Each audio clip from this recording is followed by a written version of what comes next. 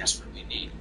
So according to Sellers' analysis, the federal government spent more than $124 billion supporting the entire marketplace in 2024. The enhanced subsidies alone cost about $35 billion annually, although that estimate was made before insurers announced their 26% premium hike. So it's going to get even bigger. So even with massive federal subsidies, marketplace coverage still costs consumers around $500 a month, $6,000 a year. That's for one of the cheaper individual plans. Forget about the family plans. So currently, marketplace coverage is way more expensive than Medicaid. Now, there are 27 million uninsured Americans right now, and 2/3 of them say that their lack of coverage is because of the high costs. So when these subsidies expire and the premiums spike, we're talking about millions of people who simply won't be able to afford coverage. Now, the CBO estimates that 2 million people will be uninsured next year. But that will determine given everything we know about the cost increases. So there's that. Now, here's where it gets really deep. And this is what Sembler and others have demonstrated that most people aren't talking about. What? The crisis is a little more complicated than just subsidies in the exchange. So under the Biden administration, we saw a historic flight for Medicaid coverage from April 2023 to September 2024. 26 million people lost Medicaid coverage. Now, many states were urging rules because private insurance options provided comparable coverage, but only because of the enhanced subsidies. So this is how the shell game worked. During COVID, Congress required states to maintain Medicaid enrollment in exchanges in return for increased federal funding. So this continuous coverage provision kept people insured during a public health crisis. So Medicaid enrollment from 72 million in March of 2020 to 99 million years later. And by March of 2023, Medicaid and Biden's budget for 2023 decreased Medicaid continuous coverage for emergency and September 1st is the start date of the states to resume disenrollments. He said in 2022, all but one Democrat. Here's the thing. Two-thirds of these 26 million people that were kicked off Medicaid with disenrolled for perceived administrative reasons, meaning they were things were maintained in error because they were ineligible. So Texas, for example, is Texas already kicked off more than 1,000 in the first 3 months. So the Biden administration created a special enrollment period for people using Medicaid to sign up for the Medicaid unwind getting started. They literally engineered the whole transition. So by June 2024, at least 3.5 million predominantly lower income people kicked off Medicaid and enrolled in Marketplace. This is the heart of the crisis that people aren't talking about.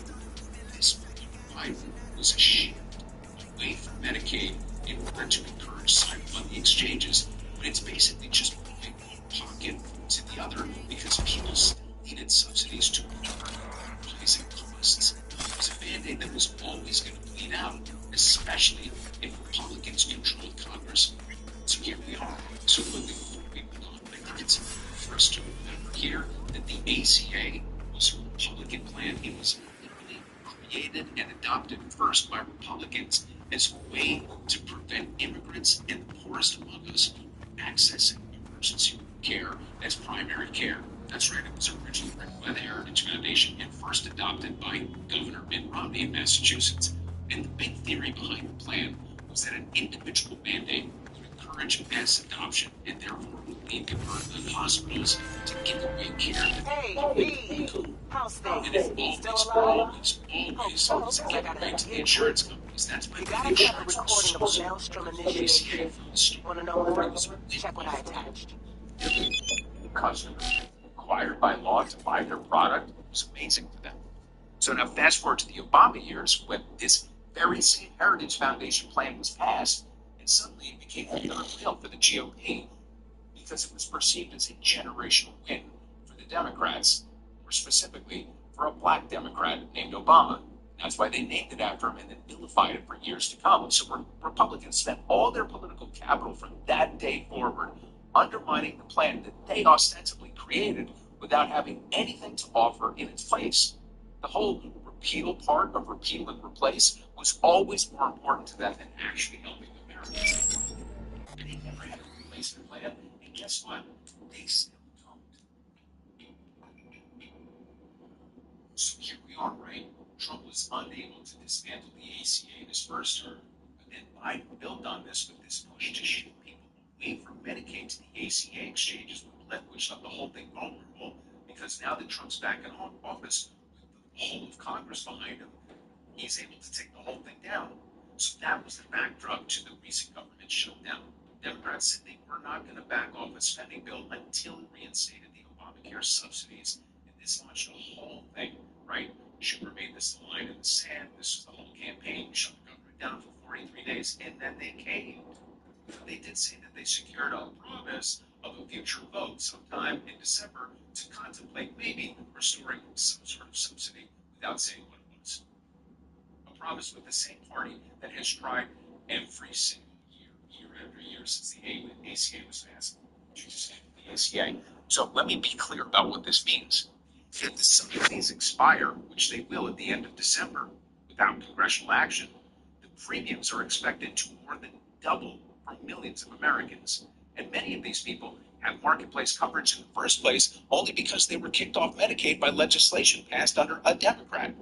So they were promised affordable coverage and were funneled from one system to another, and now Democrats have effectively abandoned them. We have to be intellectually honest about this if we're to tackle what comes next and put a united front forward. And all of this comes at a critical juncture. Americans at the bottom. Time is precious. You're back. And that's the important thing.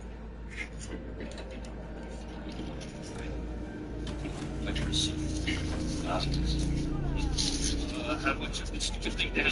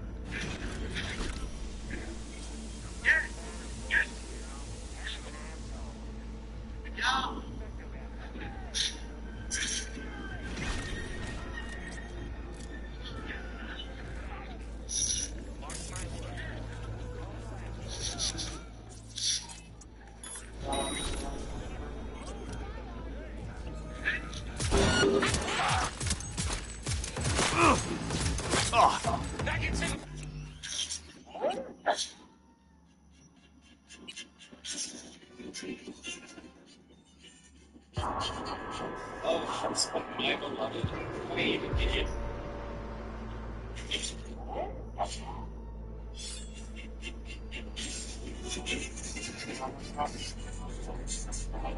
Oh, my beloved, where do I even begin with this monstrosity? Well, I guess let's just start with stats.